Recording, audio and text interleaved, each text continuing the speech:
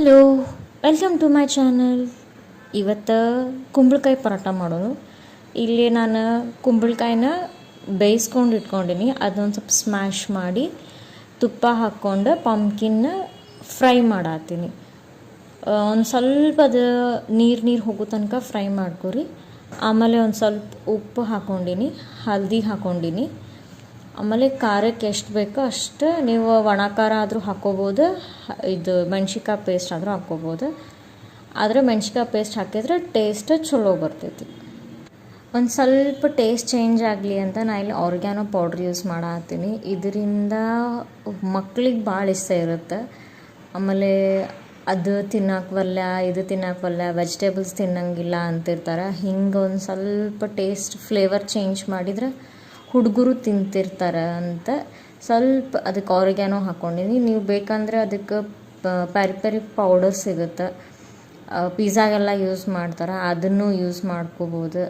ಇಲ್ಲಾಂದ್ರೆ full Indian style ಬೇಕಂದ್ರೆ ನೀವು ಹಸಿ ಖಾರ ಅಥವಾ ಒಣ ಖಾರ ಇಲ್ಲಾಂದ್ರೆ ಮಸಾಲಾಸು ಹಾಕ್ಕೊಂಡು ಮಾಡ್ಕೋಬೋದು. ಇಲ್ಲಿ ಬೇರೆ ಥರದ ಹಿಟ್ಟೇನು ನಾದಿಲ್ಲ, ನಾನು ಗೋಧಿ ಹಿಟ್ಟೊಳಗೆ ಮಾಡತ್ತೀನಿ. ನಾರ್ಮಲ್ ನೀವು ಹೆಂಗೆ ಚಪಾತಿಗೆ ನಾದ್ಕೋತಿರಲ್ಲ ಹಂಗೆ, ಆದರೆ ಒಂದು ಸ್ವಲ್ಪ ಅಳಕಾಗಿರ್ಬೇಕು ಅಷ್ಟೆ. ಅದನ್ನು ಹಾಕ್ಕೊಂಡು ನಾದ್ಕೊಂಡು ನೀವು ನಾ ಹೆಂಗೆ ತೋರಿಸಿದ್ನಲ್ಲ ಹಂಗೆ ತುಂಬಿ ಚಪಾತಿ ಥರ ಲಟ್ಸಿದ್ರೆ ಮುಗೀತು. ಸ್ವಲ್ಪ ಬೇಗ ಹೊಳಸಾಕಿ ಬಾಳೋ ತನಕ ಫ್ರೈ ಮಾಡಿದರೆ ಸ್ವಲ್ಪ ಕ್ರಿಸ್ಪಿನೂ ಆಗ್ತೈತಿ. ಆಮೇಲೆ ಅದು ಬೆಂದಿದ್ದ ಟೇಸ್ಟ್ ಚಲೋ ಬರ್ತೈತಿ ಬ್ಯಾಗ್.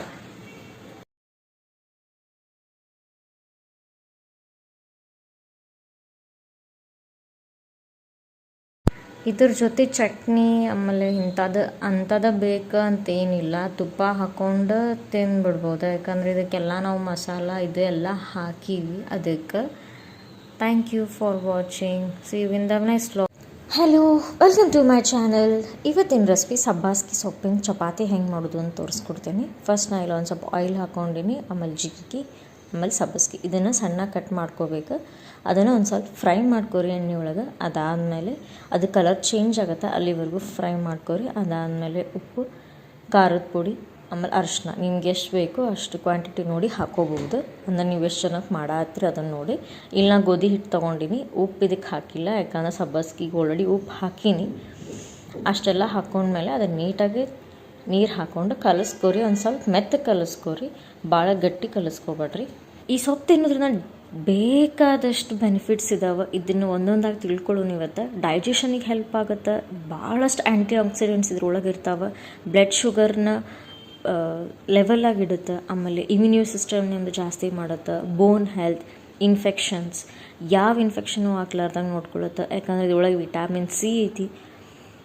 ಆಮೇಲೆ ರೆಸ್ಪಿರೇಟ್ರಿ ಇಶ್ಯೂಸ್ ಯಾವುದೇ ಈಸಿಯಾಗಿ ರೆಸ್ಪಿರೇಟ್ ಮಾಡಬಹುದು. ಆಮೇಲೆ ಪೇಯ್ನ್ ಏನಾದರೂ ಬಾಡಿ ಒಳಗೆ ಪೇಯ್ನ್ ಇದ್ದರೆ ಅದನ್ನು ರಿಲೀವ್ ಮಾಡ್ತೈತಿ. ಸಿಕ್ಕಾಪಟ್ಟೆ ಇದ್ರದ್ದು ಆ್ಯಂಟಿ ಆಕ್ಸಿಡೆಂಟ್ಸ್ ಇದ್ದಾವೆ. ಆಮೇಲೆ ಇದು ನಮಗೆ ಬಾಡಿಗೆ ಭಾಳ ಅಂದ್ರೆ ಭಾಳ ಚಲೋ. ಇದನ್ನು ನಾವು ಬಾಣಂತಿಯರಿಗೆ ಕೊಡ್ತೀವಿ ಹಾಲು ಜಾಸ್ತಿ ಬರಲಿ ಅಂತ. ಇದು ಮತ್ತು ಮೆಂತ್ಯ ಮೊದಲು ಹೇಳ್ದಂಗೆ ಪ್ರೆಗ್ನೆಂಟ್ ಲೇಡೀಸು ತಿನ್ಬೋದು.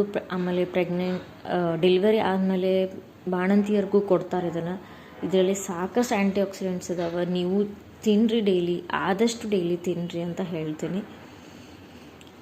ನೋಡಿರಿ, ನಮ್ಮ ಸಬ್ಬಸ್ಗಿ ಸೊಪ್ಪಿನ ಚಪಾತಿ ರೆಡಿ ಆಯಿತು. ನೀವು ಇದನ್ನು ವೆರೈಟಿ ಆಫ್ ಟೈಪ್ಸ್ ಮಾಡ್ಕೋಬೋದು. ದಾಲ್ ಹಾಕ್ಕೊಂಡು ಮಾಡ್ಕೋಬೋದು ಅಥವಾ ಚಪಾತಿ ಮಾಡ್ಕೋಬೋದು, ಪಲ್ಯ ಹಂಗೆ ಮಾಡ್ಕೊಂಡು ತಿನ್ಬೋದು. ಹೆಂಗೈತಿ ಹೇಳ್ರಿ, ನೀವು ಟ್ರೈ ಮಾಡಿ ನೋಡಿರಿ. Thank you. See you in the next vlog.